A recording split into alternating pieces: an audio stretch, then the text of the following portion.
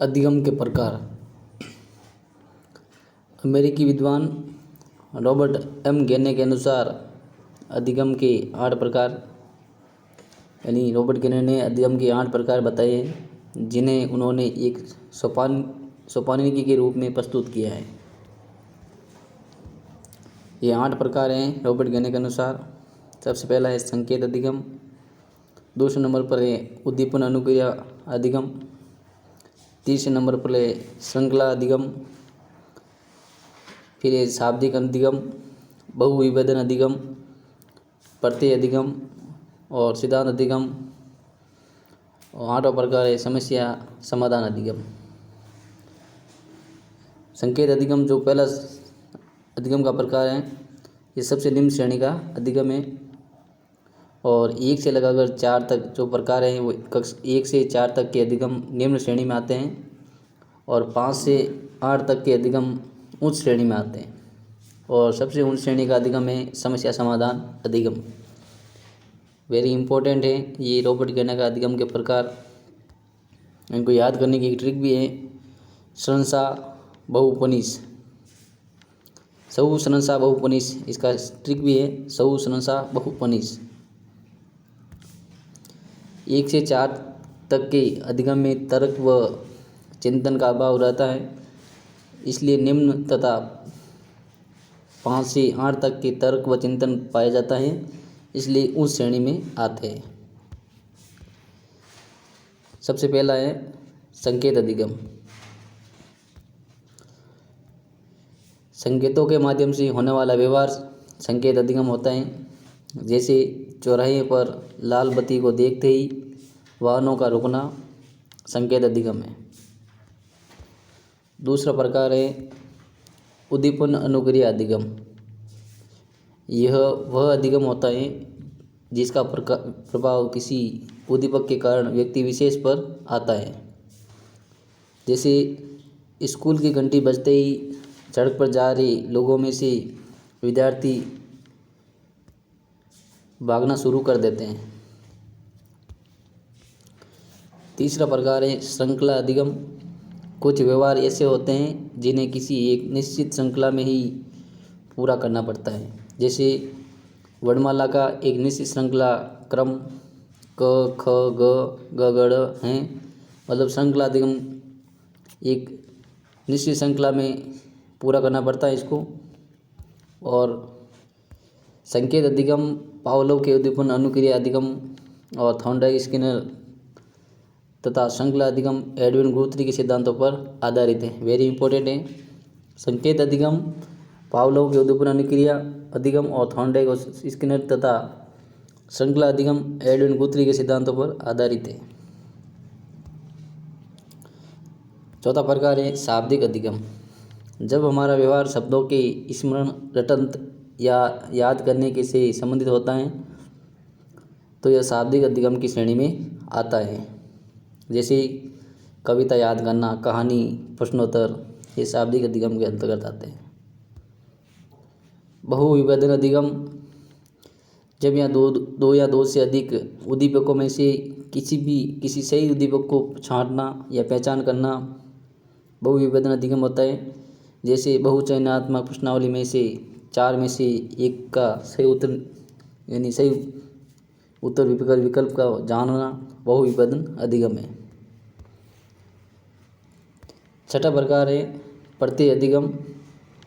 जब विचारों के आधार पर हमारा कोई व्यवहार व्यवस्थित होता है तो वह प्रत्यय अधिगम कहलाता है तथा विचार नवीन आविष्कारों को जन्म देते हैं। जैसे नवीन या मौलिक आविष्कार करना। रॉबर्ट गेने का 7वां अधिगम का प्रकार है सिद्धांत अधिगम। जैसे व्यवहार जो सदैव किसी निश्चित नियम या सिद्धांत के आधार पर ही पूरा करना होता है वो सिद्धांत अधिगम होते हैं। जैसे H2O प्लस O मिलकर जल का निर्माण करेगा। 8वां प्रकार है समस्या समाधान अधिगम। किसी भी समस्या के समय तर्क व चिंतन के द्वारा किसी समस्या का समाधान प्राप्त करना, और यह विश्व विकास के लिए जिम्मेदार अधिगम है। ये रॉबर्ट गेने के 8 प्रकार हुए। तो दोस्तों अभी तक हमारे चैनल को सब्सक्राइब नहीं किया है तो सब्सक्राइब कर लेना और इस वीडियो को अपने दोस्तों तक पहुंचा देना और लाइक भी कर देना।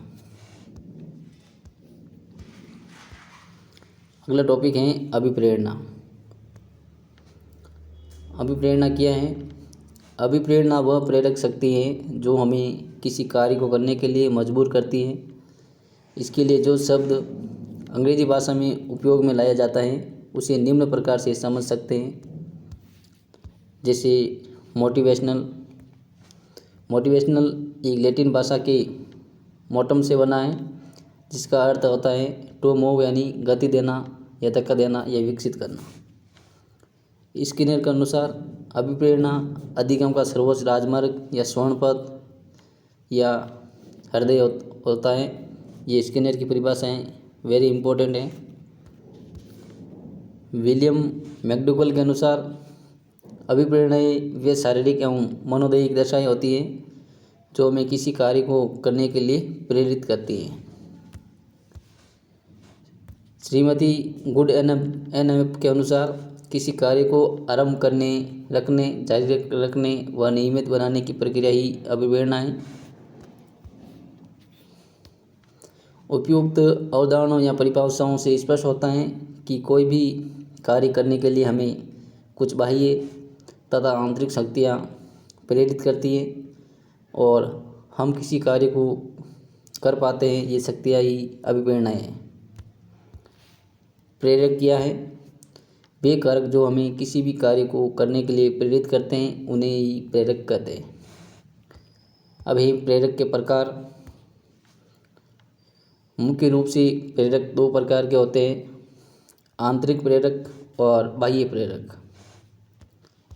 आंतरिक प्रेरक वे होते हैं वे प्रेरक जो हमारे शरीर से उत्पन्न होती हैं, जैसे भूख, प्यास, नींद, काम, संवेग आदि। ये आंतरिक प्रेरक हैं। इन प्रेरकों से व्यक्ति निश्चित रूप से कार्य करता है, इसलिए ये सकारात्मक प्रेरक कहलाते हैं।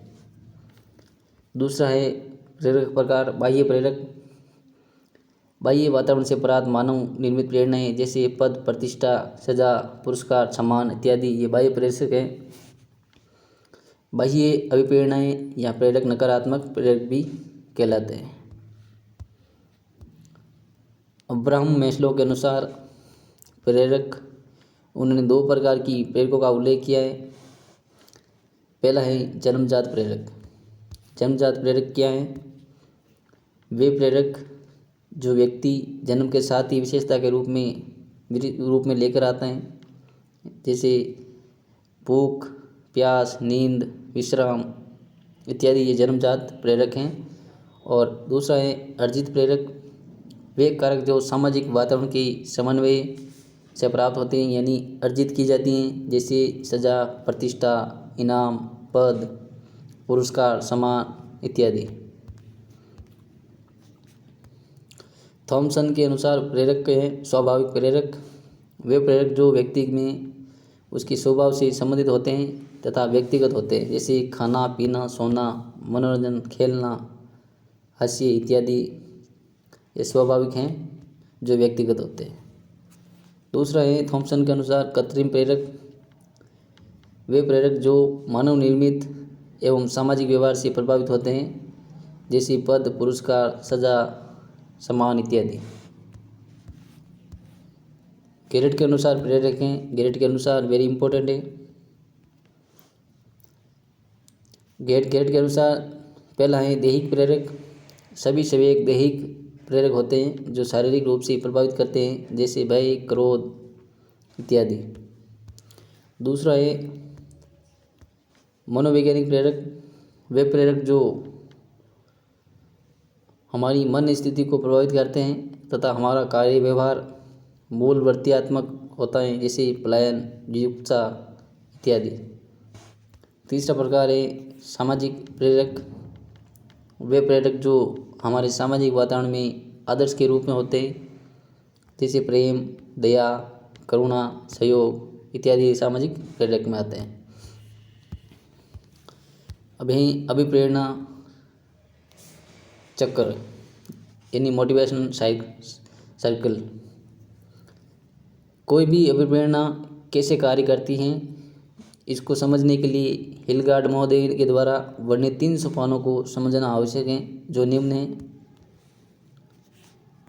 सबसे पहले आवश्यकता, चालक और प्रोत्साहन, यानी ट्रिक है आचल प्रॉपर्टी लेकर। आवश्यकता, चालक और प्रोत्साहन। आवश्यकता क्या है? नीड, इंग्लिश में इसको नीड कहते हैं। जब भी किसी प्राणी को कोई कमी या अधिकता महसूस होती है तो ये आवश्यकता कहलाती हैं। जैसे हमारे शरीर की कोशिकाओं में पानी की कमी हो जाने पर हमारे शरीर को पानी की आवश्यकता महसूस होती है। जैसे हमारे शरीर को भूख लगने पर भोजन की आवश्यकता होती है। दूसरा है चालक। चालक को हम अंतर्नोद, प्रणोद, तनाव प्रेरक कारक भी कह सकते हैं। क्या है चालक? जब प्राणी को किसी प्रकार आवश्यकता महसूस होती है तो उसे एक तनाव घेर लेता है, जिसे चालक कहते हैं। जैसे शरीर में पानी की कमी हो जाने पर पानी की आवश्यकता के लिए एक तनाव रूपी प्यास लगने लगती है, जिसे चालक कहते हैं। यानी प्यास एक चालक है। आवश्यकता हुई पानी की और इसमें हो गया चालक प्यास। तीसरा प्रकार है प्रोत्साहन। जब कोई भी प्राणी चालक को समाप्त करने के लिए कोई वस्तु लेता है या क्रिया करता है तो वह उसके लिए प्रोत्साहन होता है। जैसे प्यास रूपी चालक के पैदा हो जाने पर के बाद व्यक्ति उसके लिए पानी पीता है तो प्यास बुझ जाती है एवं चालक समाप्त हो जाता है। प्रोत्साहन लेने पर चालक का समाप्त होना आवश्यकता पूर्ति को दर्शाता है। यही अभिप्रेरणा चक्र है। यह मोटिवेशन का यानी अभिप्रेरणा का चक्र है। सबसे पहले आवश्यकता है, फिर है चालक, फिर है प्रोत्साहन। ये क्रम है इसका।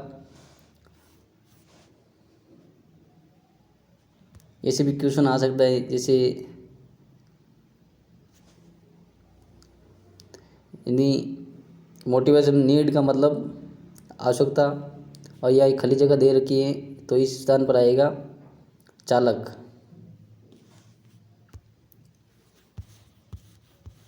अब है अभिप्रेरणा के सिद्धांत। सबसे पहला सिद्धांत है इसमें उद्दीपन अनुक्रिया का सिद्धांत। यह सिद्धांत दिया था स्किनर ने, और स्किनर के अनुसार कोई भी अभिप्रेरणा किसी उद्दीपक के द्वारा आने वाले प्रभाव, जो कि उद्दीपन कहलाता है, के कारण प्राणी में होने वाली अनुक्रिया है। चालक का सिद्धांत ये प्रस्तुत किया था क्लार्क लियोनार्ड हल यानी CL हल ने यह प्रस्तुत किया, और इस सिद्धांत के अनुसार किसी भी अभिप्रेरणा के लिए चालक जितना तीव्र होता है, अभिप्रेरणा उतनी ही अधिक कार्य करती है। जैसे भूख रूपी चालक पैदा होने पर व्यक्ति भोजन करने का प्रयास करता है। प्रोत्साहन का सिद्धांत, यह सिद्धांत दिया था बॉल्स एवं कॉफमैन ने यह सिद्धांत दिया। इस सिद्धांत के अनुसार प्रोत्साहन के रूप में कोई भी वस्तु या क्रिया व्यक्ति को सुनिश्चित रूप से कार्य करने के लिए प्रेरित करती है। जैसे एक व्यक्ति नौकरी इसलिए करना चाहता है कि नौकरी करने से उसको वेतन या पगार के रूप में प्रोत्साहन मिलता है। चौथा सिद्धांत है मनोविश्लेषण का सिद्धांत। यह सिद्धांत दिया था सिगमंड फ्राइड ने। सिगमंड फ्राइड एक ऑस्ट्रिया के विद्वान थे और ये पागलों के डॉक्टर थे। और फ्राइड के अनुसार निम्न प्रकार की 2 प्रवृत्तियाँ पाई जाती हैं जो हमें किसी कार्य को करने के लिए प्रेरित करती है। वेरी इंपॉर्टेंट है। पहली है इरोज और दूसरी है थेनेटोस। इरोज जन्म से संबंधित हैं और निर्माणात्मक प्रवृत्तियाँ हैं, और थेनेटोस मृत्यु से संबंधित हैं और विध्वंसात्मक प्रवृत्ति है। यानी इरोज को जन्म मूल प्रवृत्ति भी कह सकते हैं और थेनेटोस को मृत्यु मूल प्रवृत्ति भी कह सकते हैं। अगला सिद्धांत है उपलब्धि अभिप्रेरणा का सिद्धांत। वेरी इंपॉर्टेंट है और इसके प्रस्तुत करता है डेविस यानी मैक्लेलैंड द्वारा ये सिद्धांत दिया गया है, मैक्लेलैंड और एटकिंसन द्वारा। उपलब्धि अभिप्रेरणा सिद्धांत के अनुसार किसी भी व्यक्ति के लिए जो अवसरों की उपलब्धता होती है वह उसे कोई कार्य करने के लिए प्रेरित करती हैं तथा वह प्रेरणा उसके कार्यों में गति को पैदा करती हैं। जैसे किसी भर्ती का विज्ञापन आने पर एक प्रतियोगी तैयारी शुरू करेगा। अगला सिद्धांत है आवश्यकता पदानुक्रम का सिद्धांत, वेरी इंपॉर्टेंट है। ये सिद्धांत दिया था अब्राहम मैस्लो द्वारा और मैस्लो ने आत्मसिद्धि प्रत्यय का अध्ययन किया और ये स्पष्ट किया कि वह आत्मसिद्धि यानी पूर्ण संतोष की प्राप्ति के लिए कुछ आवश्यकताओं की पूर्ति करता हुआ अंतिम रूप से आत्मसिद्धि की प्राप्ति करता है। और मैस्लो ने इन आवश्यकताओं को एक निश्चित पदानुक्रम में व्यवस्थित करते हुए एक मॉडल पिरामिड के रूप में प्रस्तुत किया है। इसके अंदर इन्होंने निम्न प्रकार के यानी पदानुक्रम पिरामिड बताए हैं अब्राहम मैस्लो के अनुसार। सबसे पहले बताए हैं दैहिक आवश्यकता, फिर सुरक्षा आवश्यकता, स्नेह आवश्यकता, सम्मान की आवश्यकता और आत्मसिद्धि आवश्यकता। सुरक्षा आवश्यकता और दैहिक आवश्यकता प्राथमिक आवश्यकताएं हैं और सम्मान आवश्यकता और स्नेह आवश्यकता माध्यमिक आवश्यकताएं यानी मध्यम अवस्था है आवश्यकता। और आत्मसिद्धि है उच्चतर आवश्यकताएं। सुरक्षा और दैहिक आवश्यकता ये जन्म से लेकर यानी शेष अवस्था में पाई जाती है, जैसे रोटी कपड़ा इत्यादि की। और आत्मसिद्धि किशोर अवस्था में पाई जाती है। मूल प्रवृत्तियों का सिद्धांत, वेरी इंपॉर्टेंट है ये भी, और इसके प्रस्तुत करता है विलियम मैकडूगल। विलियम मैकडूगल के अनुसार 14 प्रकार की मूल प्रवृत्तियाँ होती हैं जो व्यक्ति को कार्य करने के लिए प्रेरित करती है तथा प्रत्येक मूल प्रवृत्ति से संबंधित एक संवेग होता है। और यहाँ पर मूल प्रवृत्तियाँ व संवेग की सारणी है जो पीछे लिखी हुई है। यानी ये मैकडूगल की सारणी हमने पहले पढ़ ली है, इसी वीडियो में है। अगला टॉपिक है चिंतन। चिंतन मनुष्य की वह शक्ति है जिसके द्वारा वह किसी भी कार्य व्यवहार को पूर्णता तक ले पाता है। यह एक मानसिक गत्यात्मक क्रिया है, यानी एक मानसिक क्रिया है चिंतन। चिंतन वह है जो समस्या से शुरू होती है और समस्या समाधान पर यह चिंतन खत्म होता है। जैसे कार्य या काम समस्या जैसे होती है और उसके भी बाद में सोचना समझना विचार करना, यानी कोई समस्या आएगी तो हम उस पर सोचेंगे समझेंगे विचार करेंगे फिर उसका समाधान निकालेंगे और यही चिंतन है। हम्प्रे के अनुसार चिंतन का जन्म समस्या कार्य काम के समय होता है क्योंकि समस्या के समय प्राणी को लक्ष्य का रास्ता नजर नहीं आता है। रोज के अनुसार चिंतन एक मानसिक गत्यात्मक क्रिया है और चिंतन के लिए प्रत्यक्ष वस्तु कार्य प्रतीक चिन्ह प्रत्यय एवं भाषा महत्वपूर्ण तत्व होते हैं। और चिंतन मूल रूप से 2 प्रकार का होता है और ये 2 प्रकार बताए हैं जिम्बार्डो के द्वारा वर्णित है, स्वैली चिंतन और यथार्थ चिंतन। इम्पोर्टेंट है ये। स्वैली चिंतन वह चिंतन जिसमें कोई कल्पना होती है परंतु कोई आगे का कार्य न होने के कारण यह झूठा अवास्तविक होता है। यानी स्वैली चिंतन में सिर्फ कोई कल्पना कर सकते हैं, उसका कोई वास्तविक परिणाम नहीं होता है, वो स्वैली चिंतन है। दूसरा प्रकार है यथार्थ चिंतन। वह चिंतन जिसमें व्यक्ति सत्य प्रत्यय विकसित करता है एवं कल्पना के साथ साथ कार्य भी करता है, ये वास्तविक चिंतन कहलाता है। यथार्थ चिंतन भी 3 प्रकार का होता है। पहला है मूर्त चिंतन, दूसरा अमूर्त चिंतन और तीसरा है आलोचनात्मक चिंतन। तो सबसे पहला चिंतन है मूर्त चिंतन। मूर्त चिंतन को हम अभिसारी चिंतन भी कह सकते हैं और निगमनात्मक चिंतन भी कह सकते हैं। जब किसी प्रत्यक्ष परिस्थिति पर सोचना होता है और व्यक्ति वैसा का वैसा अपने व्यवहार भी प्रकट कर पाता है, विशेषकर प्रतिभाशाली बालकों में ये पाया जाता है और जिसके कारण वे बालक अपने ध्यान को केंद्रित करने में सफल होते हैं। दूसरा प्रकार है अमूर्त या अपसरी आगमनात्मक या सृजनात्मक चिंतन, यानी अमूर्त चिंतन का वह स्तर जिसमें व्यक्ति अमूर्त विचारधारा को समझने की क्षमता रखता है तथा व्यापक दृष्टिकोण से सोचता है। उसकी सोच शक्ति किसी नव निर्माण को जन्म देती है, इसलिए यह सृजनात्मक चिंतन भी कहलाता है। यह चिंतन व्यक्ति को कार्यों के रूप में सदैव सफल बनाने में अपनी भूमिका निभाता है। तीसरा है आलोचनात्मक चिंतन या विश्लेषणात्मक चिंतन। वह चिंतन जिसमें व्यक्ति सही क्या है, क्या गलत है, क्या, क्यों, कैसे, कितना, कब, क्या करना है, इसको लेकर चिंतन करता है और मस्तिष्क में सवाल पैदा होते हैं, क्या करना, क्यों करना, क्या गलत है, क्या सही है। ये आलोचनात्मक चिंतन है और उनका जवाब जो प्राप्त करता है उसी के आधार पर परिणामों की दिशा में आगे बढ़ता है जो वास्तविक एवं सही प्राप्त होते हैं। बाल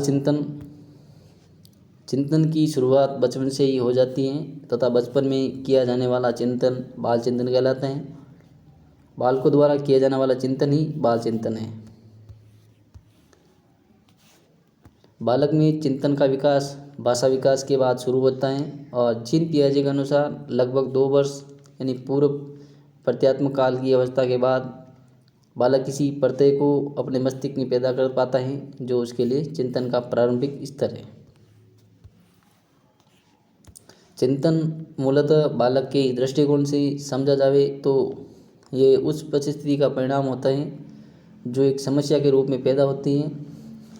किसी भी बालक में चिंतन का विकास करना है तो उसके सामने विभिन्न प्रकार की समस्याओं को प्रकट किया जाना चाहिए और ऐसा करने से बालक उस समस्या रूपी बाधा का कड़ा मुकाबला करने को तत्पर रहता है, जिससे उसमें चिंतन का विकास होता है। अब ही बालक में पाए जाने वाले चिंतन, पहला है प्रत्यक्षात्मक चिंतन। पूर्व अनुभवों या किसी व्यवहार की आवृत्ति के कारण व्यक्ति वस्तु के प्रत्यक्ष होने पर आने वाला चिंतन है। जैसे एक बालक को उसके दादा जब भी काम से घर लौटते हैं तो टॉफी देते हैं।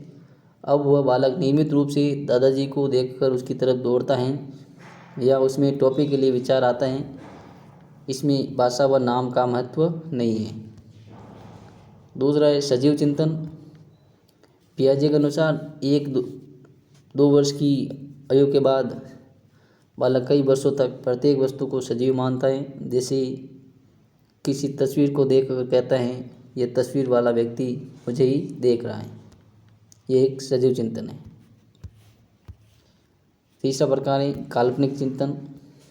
जब एक बालक अपने पूर्व अनुभवों के आधार पर भविष्य को लेकर सोचता रहता है तो यह उसका काल्पनिक चिंतन होता है। जैसे किसी बालक के पिता जब भी शहर जाते हैं तब उसके लिए केले लाते हैं।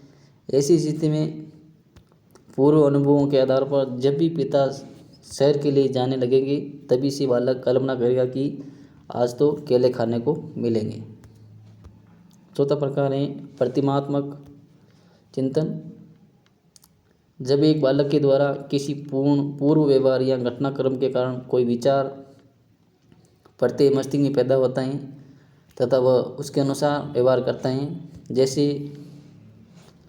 अचानक काफ़ी समय बाद अपने दादा को देखते एक छोटा बालक बोलने लगता है दादा, तो यह उसके लिए प्रतिमा आधारित चिंतन है। पांचवा प्रकार है तार्किक चिंतन। जब एक बालक लगभग 9 से 11 वर्ष की आयु का हो जाता है तब उसमें तार्किक चिंतन की शुरुआत होने लगती है और वह किसी भी कार्य के लिए सतर्क व्यवहार करता है।